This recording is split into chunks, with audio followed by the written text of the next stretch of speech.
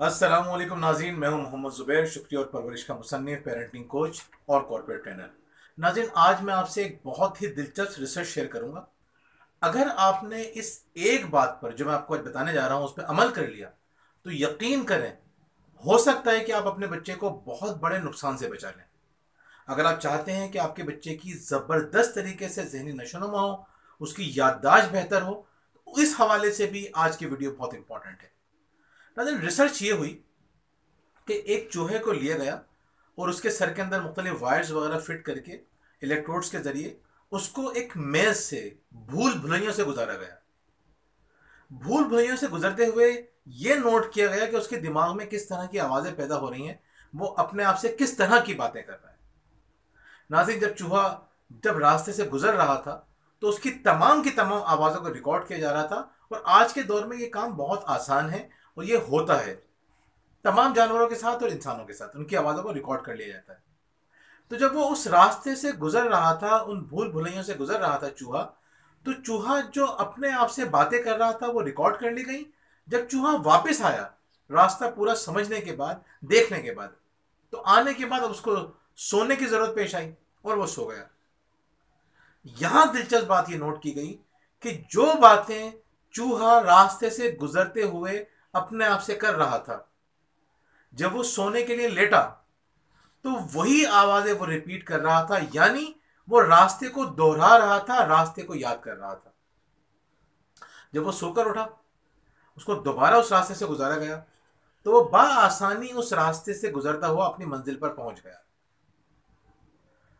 नाज़रीन, ये रिसर्च बार बार की गई, उसको रास्तों से गुजारा गया, फिर सुलाया गया और फिर दोबारा गुजारा गया तो वो सही तरह से अपनी मंजिल पर पहुंचा। फिर उसके बाद एक दिन क्या हुआ, उसको एक रास्ते से गुजारा, उसने रास्ते में अपने आप से बातें की। जब वो वापस आया और जैसे ही वो सोने की तैयारी कर रहा था तो रिसर्चर्स की टीम ने उसको सोने नहीं दिया, उसको एंगेज करके रखा और सोने का सारा टाइम निकाल दिया और दोबारा उसको उसी भूल भुलैयों से गुजारा। नाज़रीन, अजीब और गरीब बात यह हुई कि इस बार चूहा रास्ता भटक गया, वो अपनी मंजिल पर नहीं पहुंच सका, यानी उसको रास्ता याद नहीं रहा। इस वाक़े से रिसर्चर्स ने यह मालूम किया कि दिन भर की जितनी भी एक्टिविटीज हमारी होती हैं, जब हम रात को सोने के लिए जाते हैं, इंसानों का दिमाग ज्यादा कॉम्प्लेक्स, ज्यादा पेचीदा होता है। तो जब हम सोने के लिए जाते हैं तो दिन भर की एक्टिविटीज को दोहरा रहे होते हैं।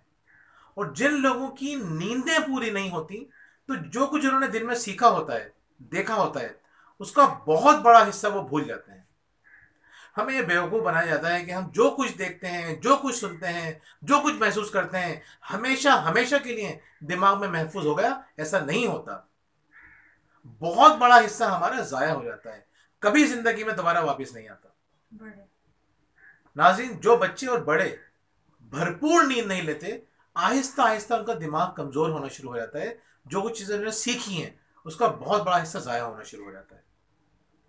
आपने महसूस किया होगा, मैं तो पढ़ाने से मेरा ताल्लुक है, मैं महसूस करता हुआ आया हूँ, मैंने बच्चों को भी देखा है, बड़ों को भी देखा है कि बच्चे, वो बच्चे जो स्कूल वक्त से पहले पहुंच जाते हैं, वो क्या करते हैं, वो असेंबली से पहले भाग दौड़ कर रहे होंगे, खेल कूद में मसरूफ होंगे, असेंबली में आके भी वो शरारतें कर रहे होते हैं, एक्टिव नजर आते हैं। और वो बच्चे जो बिल्कुल लास्ट मोमेंट पे आते हैं या देर से आते हैं, वो आखिरी वक्त तक अपनी आंखें मसल रहे होते हैं, असेंबली में भी सबसे पीछे खड़े हुए होंगे। और जब क्लास में जाएंगे तो वो बच्चे जो जल्दी आते हैं वो क्लास में अलर्ट रहते हैं, क्लास में एक्टिव रहते हैं, जिस्मानी तौर पे भी और जहनी तौर पे भी। और वो बच्चे जो देर से आए होते हैं, आंखें मसले होते हैं, क्लास में भी ऊँगते रहते हैं।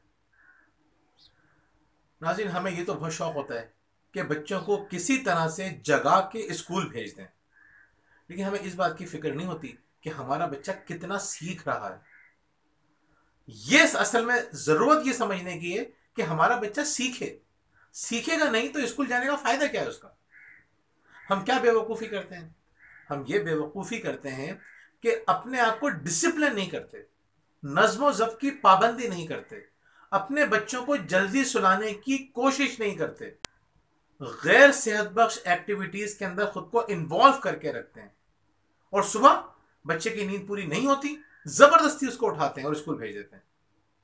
میں تو یہ مشورہ دیتا ہوں کہ اگر آپ کے بچے کی نیند پوری نہیں ہو رہی ہے تو اس پہ ظلم مت کیجیے، اسکول مت بھیجیے، چھٹی کرا لیں، اس کو نیندیں پوری کروائیں اس کی. لیکن اس سے بڑی چیز چھٹی کرانا بہت اچھا آپشن نہیں ہے، لیکن زبردستی جگہ کے بھیجنے سے اچھا آپشن ہے. لیکن اس سے بہتر آپشن یہ ہے کہ آپ نظم و ضبط کی پابندی کی. جم رون نے کتنی حسین بات کہی تھی کہ آپ کو دو میں سے ایک درد تو جھیلنا پڑے گا، یا تو نظم و ضبط کا درد یا پچھتاوے کا درد. نظم و ضبط کا درد چھٹانگ بھر ہوتا ہے، لیکن پچھتاوے کا درد ٹنوں وزنی ہوتا ہے. ناظرین، جو بچے کلاس میں اونگ رہے ہوتے ہیں، کلاس میں صحیح طرح سمجھ نہیں پاتے، اونگتا ہوا بچہ کس طرح سے کانسنٹریٹ کرے گا؟ بچے تو وہ چیز سیکھتے ہیں جس میں وہ دلچسپی لیتے ہیں. اونگتا ہوا شخص دلچسپی نہیں لیتا. یہ بھی دماغ کی ایک بڑی عجیب و غریب بات ہے. اس میں ہم الگ سے ویڈیو بنائیں گے کہ بچہ کن چیزوں میں انٹرسٹ لیتا ہے اور انٹرسٹ لے کے ہی کیوں سیکھتا ہے. ابھی ہم بات کر رہے ہیں نیند کی. تو ناظرین، جب بچہ کلاس میں اونگ رہا ہوتا ہے، گھر آتا ہے تو گھر میں بھی اس کو فریش نہیں ہوتا، تو آ کے سو جاتا ہے، اور پھر دوبارہ اس کی روٹین اور زیادہ لمبا سوتا ہے. دوپہر میں سونا اچھی بات ہے، لیکن زیادہ لمبا سونا نقصان دہ ہے. تو زیادہ لمبا سوتا ہے، پھر رات کو اس کو نیند نہیں آتی، پھر اس کی روٹین خراب ہوتی ہے. اگر آپ کو واقعی میں اپنے بچے سے محبت ہے، یقیناً ہے، تو پھر سمجھداری کا فیصلہ کیجیے. بچے کے سونے اور جاگنے کی روٹین کو بہتر انداز سے منظم کیجیے. اس منظم نہ کرنے کا کیا نقصان ہے، ہم انشاءاللہ اپنی ایک اور ویڈیو کے اندر آپ کو بتائیں گے. ایک ریسرچ ہے مارش میلو ایفیکٹ، آپ نے سنی ہوگی، لیکن میں آپ کو اور ڈیٹیل میں بتاؤں گا مارش میلو ایفیکٹ، کہ جو لوگ نظم و ضبط کے مطابق زندگی نہیں گزارتے وہ کس طرح سے اپنا بچپن خراب کرتے ہیں، اپنی جوانی خراب کرتے ہیں، اپنا بڑھاپا خراب کرتے ہیں. 40 سال کی ریسرچ ہے یہ، بچوں پر 40 سال کی ریسرچ کی گئی. ابھی میں آپ کو صرف مختصر یہ بتانا چاہ رہا ہوں کہ آپ بچے کے نظم و ضبط کی پابندی کا خیال رکھیے، اسے جلدی سلائیے، اسے جلدی اٹھائیے. آپ حیران رہ جائیں گے کہ اس کے سیکھنے کا عمل تیزی سے بڑھ جائے گا. دماغ کو تیز کرنے کے لیے کیا کیا کام کرنے چاہیے آپ کو، اس موضوع پر ہم پوری کی پوری سیریز شروع کریں گے. اور میری تیسری جو کتاب ہے وہ بھی اسی موضوع پر ہے کہ اپنے ذہنی صلاحیتوں کو کس طرح سے بڑھائیں تاکہ آپ اسکول میں، گھر میں اور اپنے پیشہ ورانہ زندگی میں اپنے دماغ کو کس طرح بھرپور طور پہ استعمال کر سکیں. اگلی ویڈیو تک ہمارا انتظار کیجیے اور بھرپور نیند لیجیے. بہت بہت شکریہ.